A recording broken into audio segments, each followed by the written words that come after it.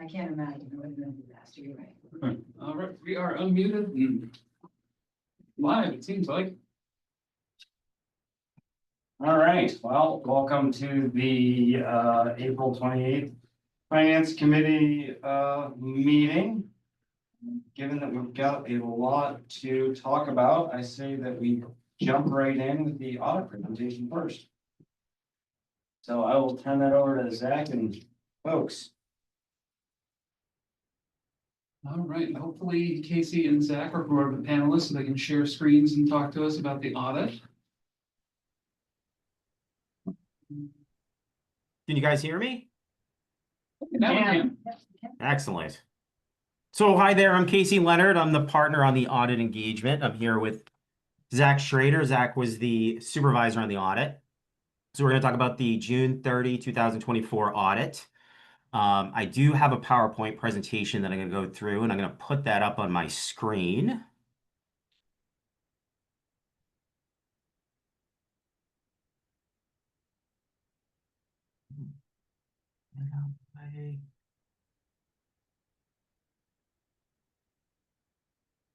Okay, can you guys see that? We can. Okay, excellent. So if I go to the first page here, it's kind of the summary of the audit results. So just kind of an overview of things. In terms of the opinion on the financial statements, the town received an unmodified opinion, which means they are fairly stated in accordance with generally accepted accounting principles, or it was a clean opinion, which is exactly what you want to see. In addition to the financial statement audit, we also performed an audit in accordance with the government auditing standards. So what we usually call a yellow book audit. So here we consider the town's internal controls over the financial reporting process. So we look at all the procedures that are in place that help to ensure that the year-end balances are materially correct. We also performed tests of the town's compliance with certain provisions of laws, regulations, contracts, and grant agreements. And in terms of that yellow book audit, we didn't have any material weaknesses, but we did have a significant deficiency, and we did have a number of recommendations, which I'm going to go through. So in terms of the hierarchy of kind of our findings, at the highest level, or the most severe level, I guess, we would have material weakness. And what that means is that the controls that are in place are really not doing anything to stop the bad things from happening, that being fraud or errors. And then kind of at the bottom, we just have our general recommendations. So kind of minor things that we saw, areas for improvement. And then kind of in the middle, we have significant deficiencies. So kind of serious, not as serious as a material weakness, meaning you do have some controls in place. They're probably not being followed. And so specifically what I'm talking about here in terms of the issue that we had was pay rate approvals.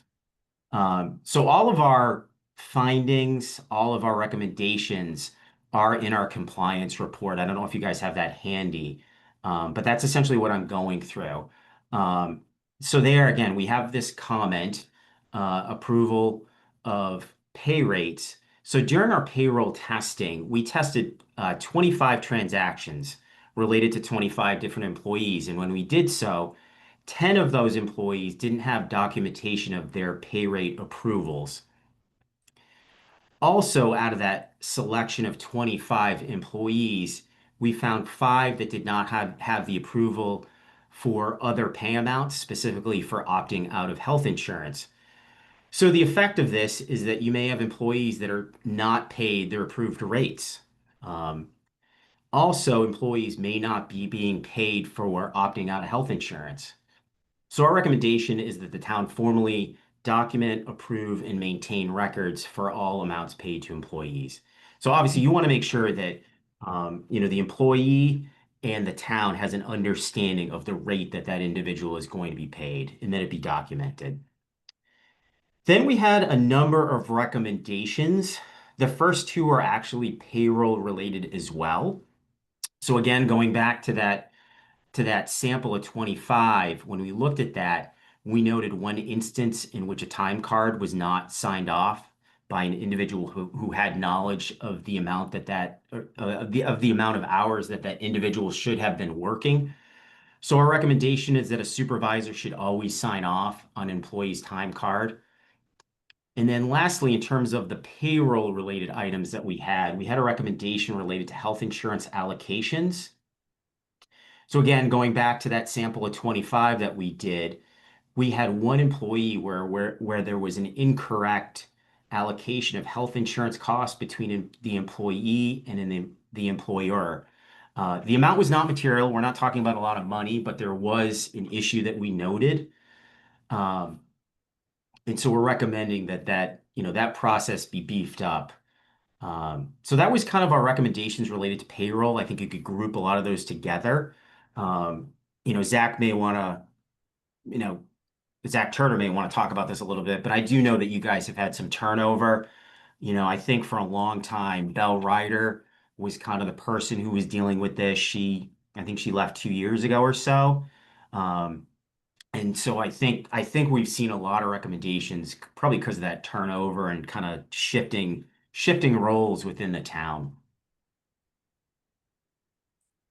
Yeah, I mean, I would agree a lot of this, as we dug through it during the audit and I looked through it on my end, a lot of it was just some things fell between the cracks during the transition period. A lot of these things, we've already improved the processes and got new processes in place to ensure that they're not an issue again. And the others, we're kind of working our way through to improve those processes as well. Okay, great. Yeah. Yeah, we actually start the 2025 audit in the next 6 weeks or so. So we'll be doing a lot of these same testing. We'll go back and we'll look at payroll again, and hopefully a lot of these issues would have been resolved by the time we come in and do our testing. Then we had a recommendation about formalizing IT policies. Hang on. Question, so I sign off on the payroll reports, and not that I would have caught any of this, but what are the types of things, I mean, I understand what I'm supposed to be looking for when I sign off on the expense reports that Zach sends me, but Zach told me that it was an auditor's recommendation that also a member of the council sign off on the payroll reports. What are the types of control items I should be looking for? What? Yeah, I mean, when it gets to the council level, it's kind of another layer. It is difficult because you are a little bit removed. I mean, you're not there to day. I guess, you know, is the town manager being paid during that period of time $25,000? Are there employees that you may not have ever heard of before? It's kind of big picture stuff when it kind of gets to that level. Um, and I know it's trickier, but I mean, I think those would be a few of the things that I would be looking for. Just big picture stuff. Does this look ridiculous? Is Zach's wife and I don't know, brother all of a sudden being paid certain amounts through payroll? Um, and you didn't have any information about that. Things that just look funny, I guess. Really, the point of my signing off is just looking for very high level, making sure that it passes the straight face test. Exactly. That's exactly it. I mean, I know you're not going to know the rates that these individuals are being paid when you're talking about the number of employees. That's just not going to happen. It's just really big picture stuff. Yeah, okay. I had a question. How, have you guys, this firm's been doing our audit for a lot of years, I think, correct? I think we started doing it in 2013 or 2014. So yeah, 10 years. And I've seen these before, and I've seen them on the school side. This seems like it's more things to point out in this one than I've seen in past. Is it safe to assume that these issues weren't there the last audit, or could they have been missed by the audit the last time? No, I don't. I mean, I would have to check to see if we did a full payroll test in 2023.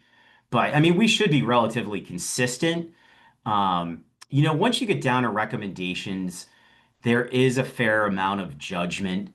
Some of these items, when we're talking about one transaction being off, it's kind of a gray area for us. Sometimes we'll bring that to the attention of management and the board. Sometimes we'll say it's kind of an isolated incident. it kind of varies. When you're talking about finding, material weaknesses or significant deficiencies, it should be pretty straightforward. Um, you know, there's always gray when it comes to this stuff. We definitely had more payroll related items in 24. I mean, I can say that with certainty. And we all, at the table, all know that we've had huge transition in the past 2 years, so that's, I'm definitely not trying to point any fingers, but understanding. Is this something that's kind of carried on and we're just now noticing, or is this something new that's done because of the transition? I think the payroll stuff I would say is new. These other recommendations, they probably have been ongoing. It's just something we drilled down a little bit more into in the current year. So yeah, I'll go through the other three. I think there's three more. And yeah, I would say that these other ones were probably there.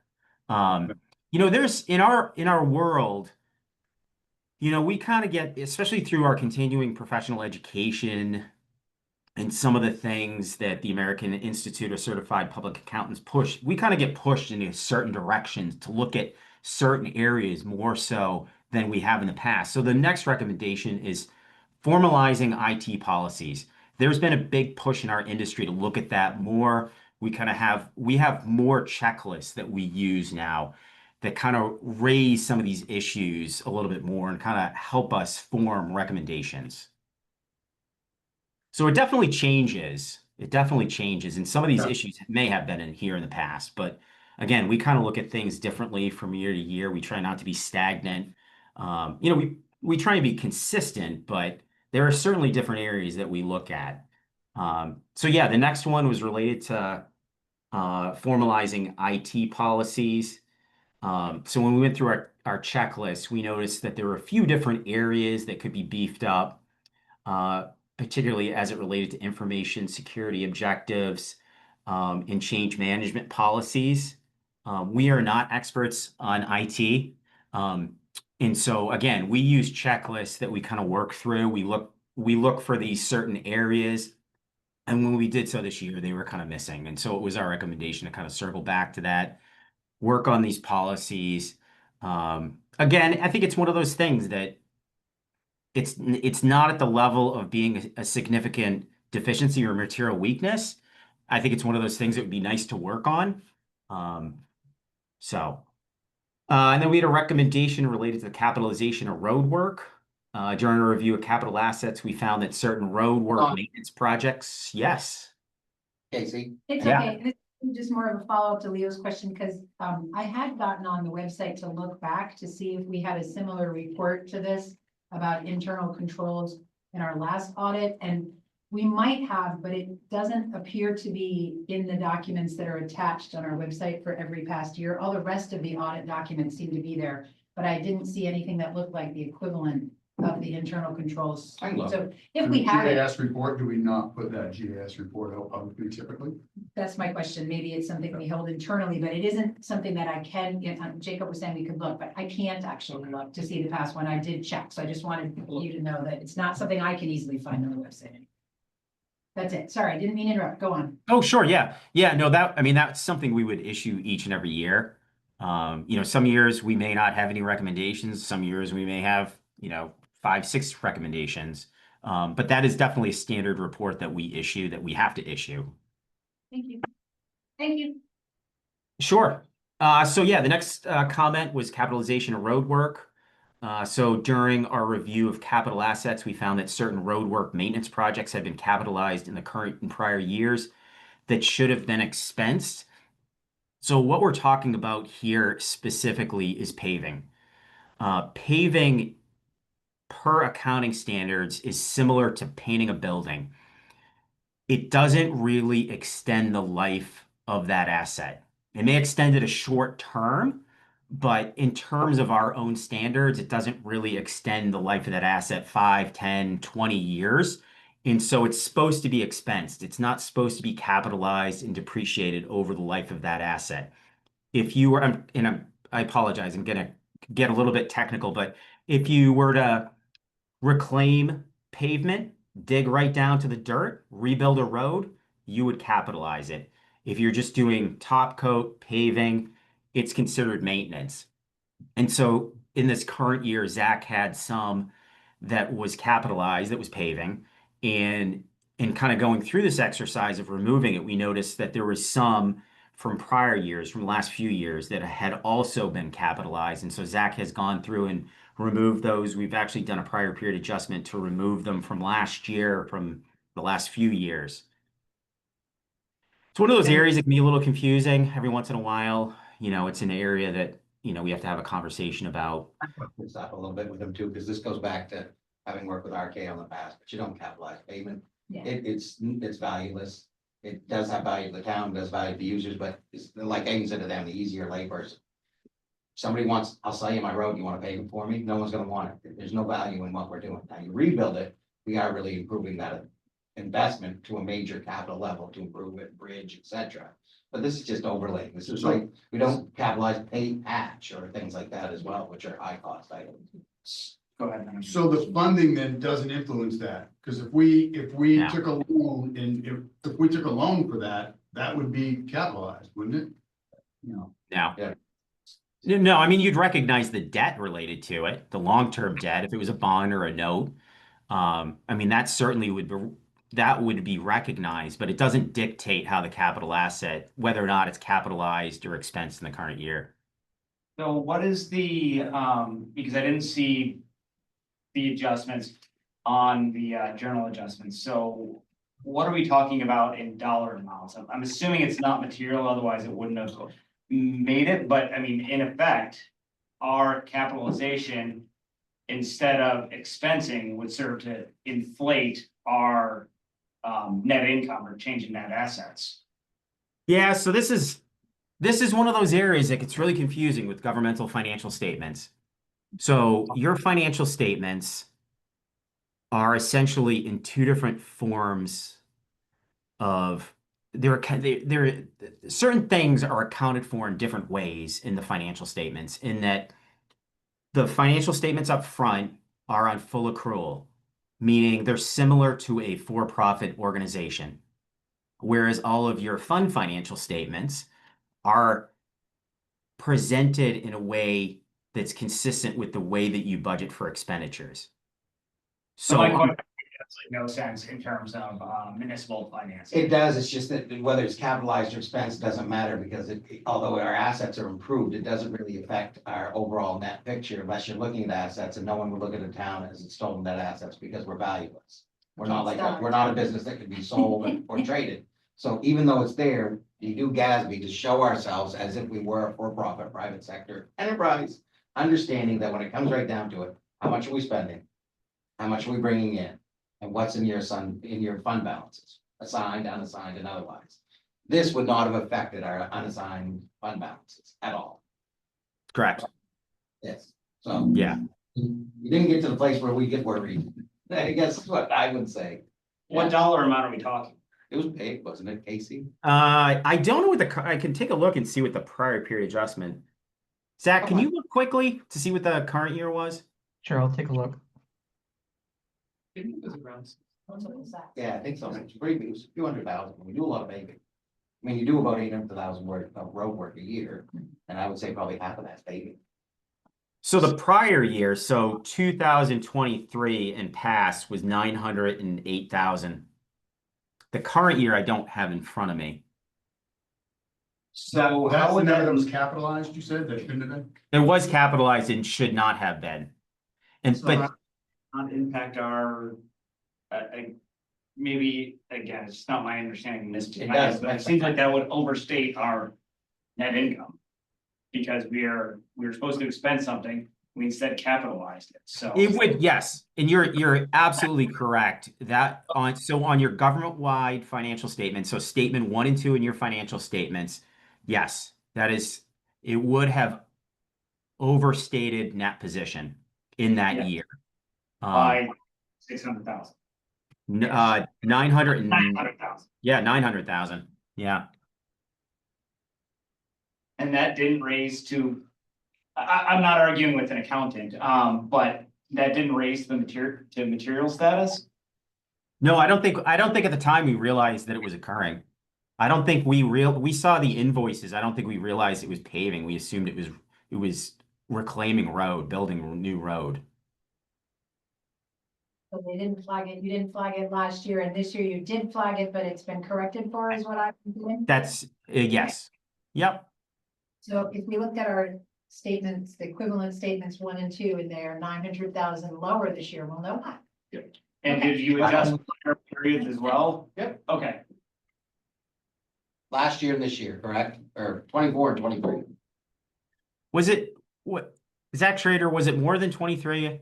Yes. Was it 20? It was went back 22, several years. 23, and 24. Let's see. It went back to 2018. yeah, I Oh. see the adjustment right here, on, So in the- just sorry. So, Yeah. all right, I see it. So they've all been back corrected. So just to provide a little background, I think what probably has occurred for the town is that in the past, you guys didn't really have that much paving or that much road maintenance.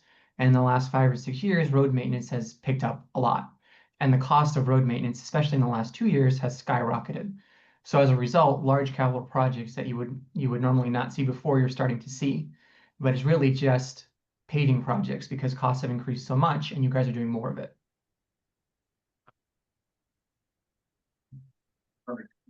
Leo, is that? Good. Thank you. Thank you. Okay.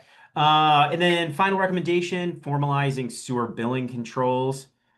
During our testing of sewer billing controls, we found that sewer billing controls for the town were largely informal during the bill generation process, with significant review not occurring till the very end of the process. So we're recommending that the town develop a formal written internal control over the billing process. This should include a documented review of the billing report files by the water pollution control facility superintendent. So just kind of, building up your controls related to that process. That was an area that we kind of focused in on this year.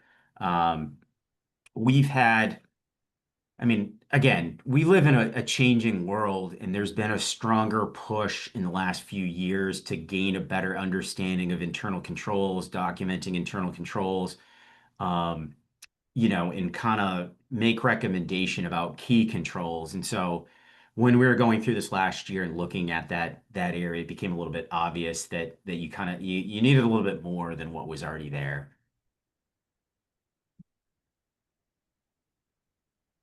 There any other questions on the recommendations? Good. Okay. I'm moving on to the financial activity for the year. So the results for the year. This first graph here shows general fund balance. So if you take your total assets less your total liabilities and deferred inflows or resources, you're left with the equity position or the fund balance for the town. This is the first of a few graphs showing an analysis of fund balance. As you can see, we have 4 separate categories of fund balance, and I'm just briefly going to describe what's included in each one of those. So first of all, there's non-spendable fund balance. That represents resources which cannot be spent because they're not in a spendable form. Specifically, we're talking about inventories. Those can't be easily converted to cash, and so they're required to be put into that non-spendable category. Restricted fund balance comprises resources with constraints placed on their use externally. So these are amounts that have strings attached to them. And what we're talking about here for the town are the remaining balances in TIFs and unspent bond proceeds. Any of those remaining amounts you have to spend on their intended purposes. So we have to put them into that restricted category. Then you have assigned fund balance that represents resources that are constrained by the town's intent to be used for specific purposes. So these are amounts that the council is setting aside. And specifically, we're talking about amounts set aside to balance the 2025 budget. So the following year budget, there was $300,000 included in that category. And then there's also the reserves. And there's a great big footnote in the notes to the financial statements that kind of details out what's included in there for the reserves.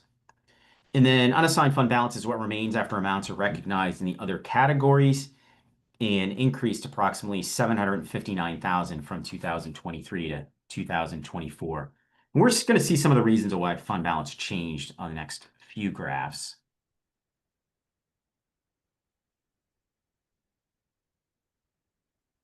Graph 4 shows general fund revenues, and this is a budget to actual comparison. In total, revenues were about $520 or $530,000 over budget, so a pretty significant amount. Some of the larger variances are mentioned here. Intergovernmental revenues are over budget by $43,000, primarily due to greater than expected state revenue sharing. State revenue sharing is usually locked down after you complete your budget, and so it's not uncommon to see a variance here. Licenses and permits were over budget by about $80,000, primarily due to greater than expected building permits, electrical permits, and site plan review revenues. Investment income was over budget by about $241,000, primarily due to conservative budgeting after years of losses. And charges for services were over budget by about $139,000, primarily due to greater than expected fire and ambulance revenues and recreation revenues. So just kind of an overview of things. The other thing that I will point out when looking at this graph is that if you look in the budget column, there are three rows where you have a budgeted amount, but not an actual amount. And that's because as part of the 2024 budget, you chose to use a portion of your fund balance to balance your budget. So these are not new revenue sources. You are using resources that you already had. So often when people look at this, it's a little bit confusing. So I just wanted to point that out. And just to add on that, so the easy one for you guys is last year you budgeted 300,000 of your prior year's surplus. And you used it, so he didn't have you bring money in, that shows you lost it. That's why there's the negative 300. It's not that we didn't end up doing it, we did do it, and that's how And we we still showed had it. 500. And we still ended the year with 5.9 million. And we still Well, had, actually, No, no, you that's did sorry, five. that was just revenue. Haven't talked about expenses, so I don't know. I'm curious to see where we ended up. You know, No, we'll see the Yeah, next So slide. what types of, There we You are. have to tell me because I can't see the There screen. we are. what types of, fire and ambulance fees do we? because we build your insurances. So, and that's, you'll see some glimpses tonight at your first glimpse of the 2025 revenue budget that I looked at these. And made some recommendations. I had questions. Yeah, and I wondered if it was because of what we've seen, or just. Revenues change, and It you're seems always like- conservative, you don't wanna go the other way. Right. I'd be very nervous if you saw negatives in those top lines that we brought in less than we said we were gonna. Because that means you're artificially spending down your fund balance without telling anybody. Yeah. So, I guess maybe. yeah. Yeah, you got it. This next graph shows general fund expenditures, also budget to actual comparison. In total, expenditures were about almost 1.6 million under budget. So a very significant amount. Again, some of the larger variances are mentioned here.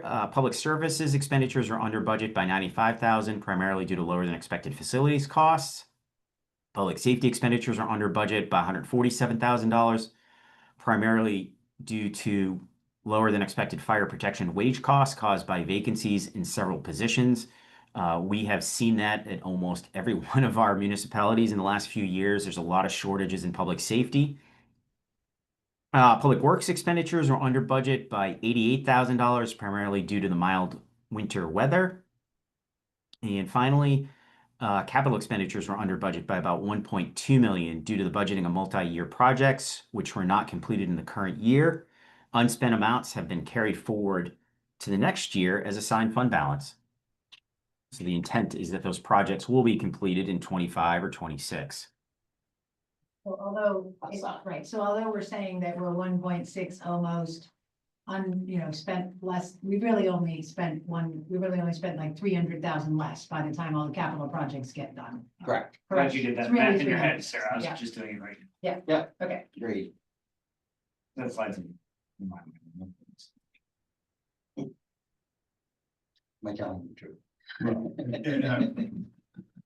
Graph 6 shows a general fund revenue distribution. So this schedule shows the three single largest revenue sources for the town. It includes taxes, intergovernmental revenues, and charges for services.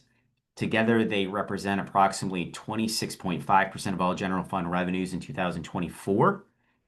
No big surprises, but taxes include property taxes as well as excise taxes. Intergovernmental revenues primarily include state revenue sharing, homestead and UMO reimbursements, and other miscellaneous grants. And charges for services includes fire and ambulance fees and other miscellaneous fees. So when we put these graphs together, we usually look for trends, and sometimes there are trends, and often there are not. This has to be one of the most kind of straight line trends that I've seen with one of these graphs.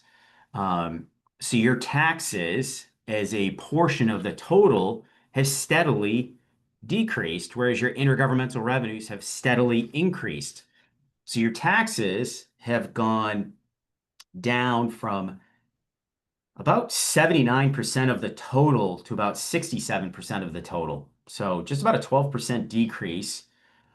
Flip side, your intergovernmental revenues have gone from about 16% to 27%, an 11% increase. So I'm not sure I've seen a bigger change over a 5-year period. We're the largest receiver in the state of Maine of Rev two, and there's been 4 straight years of increases to revenue sharing. Yeah. which- That hit, well, until they increase it again. Yep. So that's the The deal. reason, yeah. I guess it makes sense. Yeah, we're the number, I mean, when you look at the list, we're the largest receiver of Rev two, period. So that's Wow. why. Yeah. Interesting. And that's gonna stop in 2026. For 1 year. Sorry, It's gonna stop at 26. You'll see that again in 25. Yeah. No, Leo and Sarah have a way to predict it out for the next 10 years. no, we don't. Cool, I'm gonna bank on that and we'll just be good. No, Sarah, no, I don't. No. I'm just saying I ran numbers and it's not as dire as Leo says. It could go a variety of ways, is my point.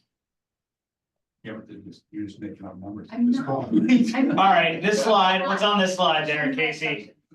Unassigned fund balances or percentage of budget. So this is one of those things that we look at to determine if a community is financially healthy. We generally recommend 1 to 2 months worth of expenditures, which equals 8.3 to 16.7. Traditionally that's what the GFOA, the Governmental Financial Officers Association, that's what they recommend. Some of the rating agencies over the years have liked a little bit more, somewhere in the high teens, low 20s.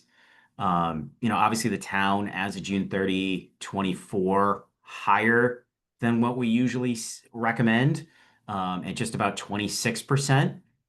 I guess I get a little bit of less heartburn when I have clients that are higher than what we recommend than lower.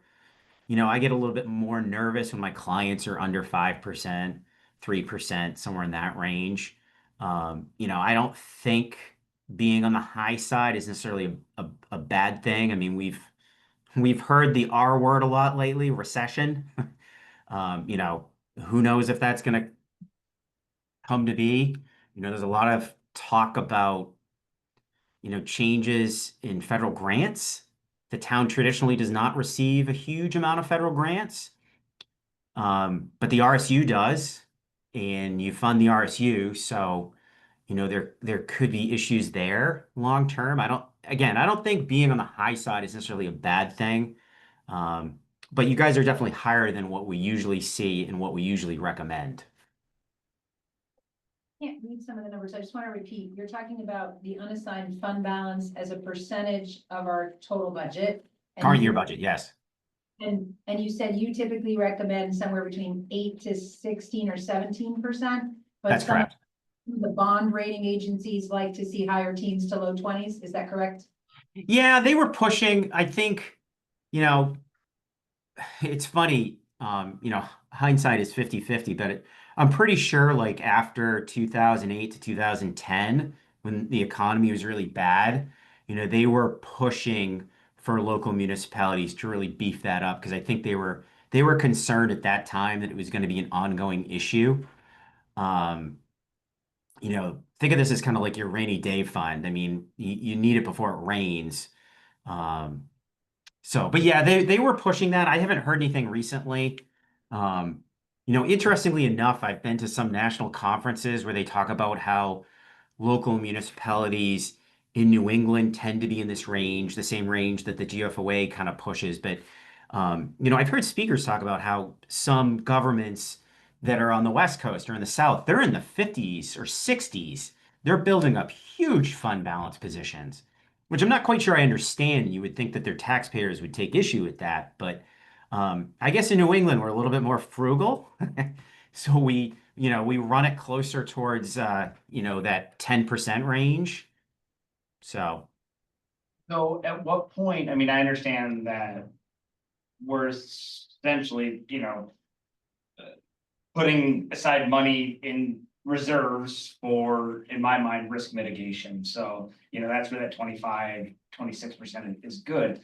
But at what point are we becoming inefficient by that? I mean, at what stage should we, at what percentage should we look and say, no, we need to be more efficient with our money, i.e.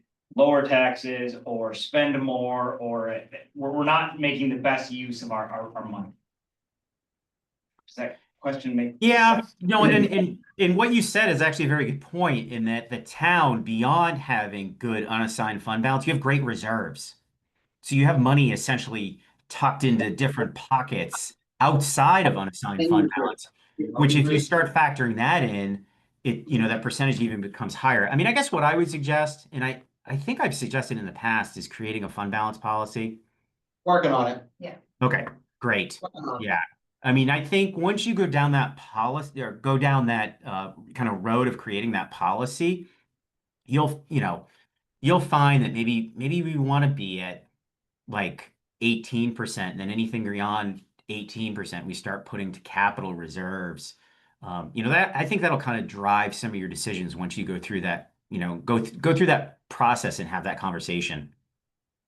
Getting there. Thank you. Sure. Thank you. And we don't have great reserves for the record. I know, we have You missed- medium, yeah, I we know, have- medium reserves, I'm with you. Yeah. Great is, Casey has no understanding of greatness. Of greatness? Yeah. I'm not sure I do. Easy. Well, we could do a lot of the projects you guys want me to get done that we have no money for without borrowing. That would be great. All right, this slide. Okay, yep, final slide. General fund expenditures in a pie chart. So just a different kind of way of looking at your expenditures. When you look at this, you can see the highest is education at 37%. Then you have public safety at about 26% and public works at 10%. Generally speaking, any municipality that has its own school department or pays into an RSU or an SAD, generally we see education somewhere between 40 and 60%. So you guys are definitely on the low side of that calculation. It's funny, we haven't done this presentation in probably 4 years. And so I updated this, and the percentage from when I replaced it, it was either 2020 or 2021. The percentage for education was at about 40%, or maybe even a little bit higher. So yeah, you guys are definitely on the low side. I'm not quite sure what to make of that, but I did want to point that out. Your other categories, pretty standard with what we see. Public safety and public works being, the second and third largest does not surprise me. Your debt service is good. 4% is great. Usually we see a lot of like under 5%. So that's pretty good. But everything else is pretty standard with what we see for a lot of our clients. And beyond education, I think pretty consistent with when I did the graphs back in 2021. That was pretty much all we had. We'd be happy to answer any other questions you may have about the audit or the financial statements. This statement always bothers me. And it's in everyone. We're not expressing an opinion on effectiveness. I know that's not what you're hired to do in this situation. It's not what, at the school audits, that isn't it. They don't do that either. I guess this is more of a internal conversation. So But, and what's the statement? that this audit doesn't express an opinion of effectiveness on controls. Oh, yes, yeah, yeah. You know. Yeah. If you jump out, you're gonna point out, and that's, I know it's standard procedure. For me, I feel like we've, and I, 15, 20 years ago, I think, I don't know if I talked to you about it, I brought this up in a meet the counselors, like, why don't we, I feel like the system, with all the, I mean, these guys do education to change and stay up with the updates, and I think our systems have been put in place by people and that kind of just did it as they were going and weren't necessarily accountants so that's our starting point. And then we've got brand new staff coming in here. It's also trying to figure out, okay, what do we do? What have we done? Nothing to do with whether that was the most efficient or effective way to do it, but let's understand what we've done. And I just think that I think we should be considering a true audit from an outsider to come in and look at how effective our system is. This is no reflection on anybody in this room at all. This is a built system over years. I guess my initial thought on that, though, is that if our systems and processes weren't effective, we would have a lot more findings, and we'd certainly have some material findings. I don't know you can make that statement. What if they weren't effective? No. Yeah, No. if the processes that, Zach is doing to process, I was gonna say payroll, but that's a bad example since it showed up as a finding, but, yeah. I don't know, I don't think that's a fair statement personally, but, and again, this is any reflection on anything. We've got two people in the room here that just walked into this. This has nothing to do with that. I think it's a long overdue thing that we should consider. So for me, who doesn't know the terms and what we're talking about, Casey, can you say something about what Leo's saying? Like, is there a different level of audit is what Leo's asking for, or what exactly is Leo asking? I'm not quite sure. Forensic audit. Yeah, yeah, in our world, I mean, you could do, they're called agreed upon procedures, so management essentially tells us what to do. And then we do it. So, if there's a particular area that is of concern, that's one of those things, but they're very specific. Otherwise, honestly, they become very expensive. We do some of that stuff we do it for the Maine Turnpike Authority. When the Maine Turnpike Authority, I don't know, 10, 15 years ago, when they got themselves in hot water, they, essentially the legislature said, come in and do very specific things related to controls. Travel was an issue for them. Gift cards were an issue for them. And so they said, come in and, do these very specific things. Yeah, forensic audits are usually, I mean, it's not what we do. Casey, what if it was more along the lines of looking at our procedures and just having an outside agency look at our controls themselves and make? Yeah, I mean, we do a lot of that as part of the audit. I guess it just depends on at what level and how much you want to dig down and what.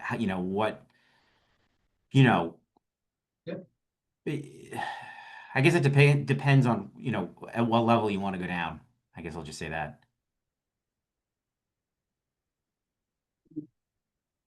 I mean, the language that's in our letters we do a lot of control testing. I will say that.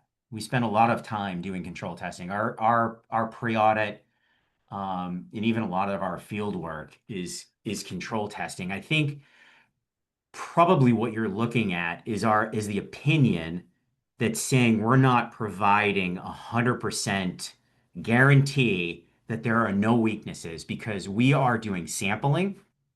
And I mean, nothing against attorneys, but I think attorneys have gotten that letter and said, you cannot say with 100% certainty that all of their controls are correct. And so I think to a degree, it's somewhat of a CYA type of statement, if you will. Yeah, I mean, that's the statement is just, we don't express an opinion on effectiveness. And that's a little different than what I think you just stated in that. you're not saying we're not guaranteeing this 100%. I mean, it's a blanket statement, and that's probably exactly, see why I get it. Yeah, It always it's always bothered me reading these. It's basically saying we're not digging in and understanding your full process and making any judgment on that. We're saying the outcome is reasonable. That's how I basically take that whole statement. We're saying, Yeah. we've picked out anything that looks egregious, yes. but that's. No, I would agree with you. These things unfortunately come down to, cost benefit. We do the audit in a week. And a lot of what we do is substantive testing, meaning we're tying out the year-end balances. So there's kind of two different things. We do control testing. We're looking at your procedures to make sure that the year-end balances are correct.